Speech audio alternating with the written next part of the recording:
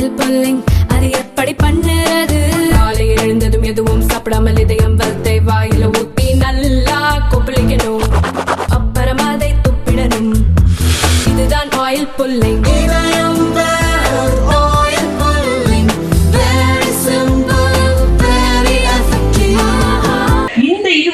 நடந்த பட்ஜெட்ல நடக்காத ஒரு நிகழ்வு இந்த பட்ஜெட்ல காழ்ப்புணர்ச்சியோடு எப்பவுமே தமிழச்சி தமிழ்நாடு பிரச்சனைன்னு அந்த அம்மா தான் பேசுவாங்க. தமிழச்சி நாதான் நிர்மலா சீதாராமன். ஆனா நம்ம ஊருக்கு ஒண்ணுமே கொடுக்கல. நம்முடைய உத்தரப்பிரதேசத்துக்கு 2,50,000 கோடி ரூபாய் ஒதுக்கீடு செஞ்சிருக்காங்க ஜிஎஸ்டி பங்கா. நம்ம தமிழ் மொழி முன்னேற்றத்துக்கு 13-19 கோடி தான் ஒதுக்கீடு. சரியா எனக்கு தெரியல. ஆனா 1300 கோடி அளவுல சமஸ்கிருதத்துக்கு ஒதுக்கீடு செஞ்சிருக்கிறாங்க. சமஸ்கிருதத்தை வளர்க்க போறாங்களாம். ஆலயத்துக்கு மட்டுமே உபயோகப்படுத்திட்டு இருந்தாங்க. அந்த மொழிக்கு ஆயிரக்கணக்கான ஒதுக்கீடு. ஆனா நமக்கு 2 இலக்கங்களில் ஒதுக்கீடு. எதுக்கு? தமிழ் மொழி வளர்ச்சி எடுக்குது. அந்த அளவு ஒதுக்கினாலும் நிச்சயமாக நாம் இந்த மோடி அரசுக்கு ஒன்றிய அரசுக்கு சரியான பாடம் கற்பித்துடுவோம். தொடர்ச்சியாக நம்மளை ஒடுக்கி வரும் அவர்களுக்கு ஒரு பாடத்தை கற்பித்துடுவோம் என்பது மட்டும் நான் கூறிக்கொண்டு, நம்முடைய முதலமைச்சர் அவர்கள் இன்ன வரைக்கும் எல்லாருக்கும் எல்லாம் கிடைக்கணுன்ற ஒரு நல்லாட்சி புரிந்து வருகிறார். திராவிட மாடல் ஆட்சி புரிந்து வருகிறார். தந்தை பெரியார் அதிகபட்சமாக 47 லட்சம் வரைக்கும் கடன் கொடுத்திருக்கிறாங்க. அவங்க முறையாக திருப்பி செலுத்தும் போது இதெல்லாம் எதுக்கு? எதுவுமே இல்லை. ஒரே ஒரு திருக்குறளை மட்டும் சொல்லியிருக்காங்க. பேருக்கு திருக்குறளை மட்டும் சொன்னா போதும்னு அந்த நிதியமைச்சர் அந்த அம்மா நினைச்சாங்க போல. ஆனால் அதை மட்டும் சொல்லிட்டு தமிழ்நாட்டுக்கு எந்த ஒரு நிதி ஒதுக்கீடும் இல்லை என்பது நம்ம அப்பட்டமாக எல்லாத்துக்கும் நம்ம மக்களுக்கு சொல்லியே ஆக வேண்டும் என்பதற்காக இந்த கூட்டம் கூட்டப்பட்டுள்ளது.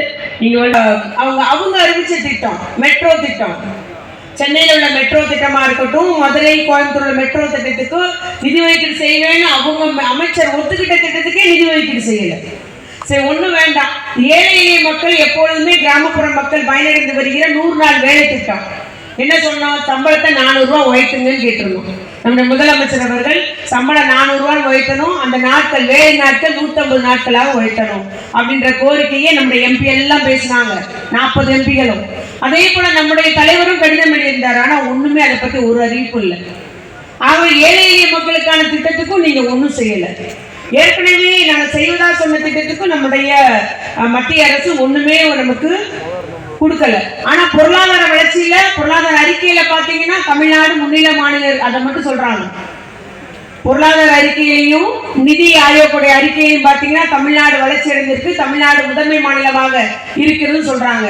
அதை மட்டும் தான் சொல்லியிருக்காங்க. நமக்காக எந்த ஒரு நிதி ஒதுக்கீடும் செய்யல. எய்ம்ஸ் மதுரையில இருக்கிற ஆஸ்பத்திரி 2015 அடிக்கல் நாட்டினாங்க. அவங்க தான் அடிக்கல் நாட்டினாங்க. இன்னுவரை கட்டி முடிக்கல. அதுக்கு நிதி ஒதுக்கீடு இல்லை. இந்த பட்ஜெட்ல அதுக்கும் கார்ப்பரேட் முதலாளிகளுக்கு 25 லட்சம் கோடி தள்ளுபடி செஞ்சிருக்கு கடன் இந்த மத்திய அரசு.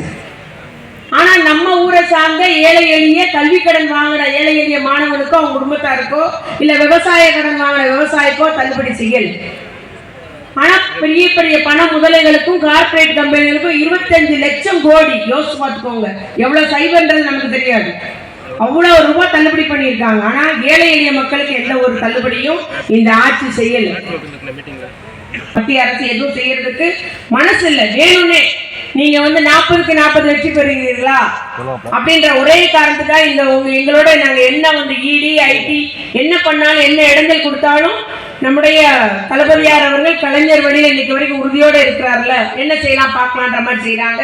ஆனா நாங்கள் அதையெல்லாம் கண்டு அஞ்ச போறது கிடையாது. திமுக காரன் நீங்க என்ன செஞ்சாலும் என் தலைவர் துணிஞ்சு நிக்கிற மாதிரி நாங்க ஒவ்வொருத்தரும் துணிஞ்சு நிற்போம். நிச்சயமாக மக்கள் சேவை செய்யறத விரும்பல. ஏன்னா அனுபவம் இல்லாதவர்கள் இந்த வடிவேல் செய்யாம பாருங்க, அது வேற வாய் இது நார வாயும் பாருங்க, அந்த மாதிரி பேசிட்டு இருக்காரு. நீங்க ஒரு பேர் சொன்னீங்களே, ஒரு நாள் பெரியாரை அவ்வளவு தூக்கி என் தலைவன் இனம் மான தலைவன் என்னென்னமோ பேசிருக்காரு. அவர் செஞ்சது இன்னைக்கு அப்படியே உல்டாவா பேசுறாரு. ஏன்னா அங்க எல்லாம் பிடி மாயா போச்சு, ஒன்றிய அரசுக்கு பிடி மாயா போச்சு. அதனால ஏதோ ஒன்று பேசுறாங்க. இன்னைக்கு ஈரோடு கிழக்கு ரிசல்ட் பார்த்தோம்ல, டெபாசிட் கார்டு 45 பேர் டெபாசிட் இழந்துட்டாங்க ஈரோடு கிழக்கு தேர்தலில். நம்மளுடைய ரேஷியோ ஆச்சு. எங்கன்னா நம்ம சொல்லலாம். பாப்கார்ன் இருக்கு இல்லையா, பாப்கார்ன் அந்த வரி மட்டும் சொல்லிடுறேன். பாப்கார்ன் சாதாரண பாப்கார்ன் தியேட்டர்ல மூடி இல்லாம தருவோம் தெரியுமா, அதுக்கு 5% தான். ஆனா கடையில மூடி போட்டு விட்டா 12% அதுக்கு. அதுல இப்ப சாக்லேட் பாப்கார்ன் வருது சின்ன பிள்ளைங்களுக்காக, ஸ்வீட்டோட. அது வந்து இனிப்பா இருக்கும்.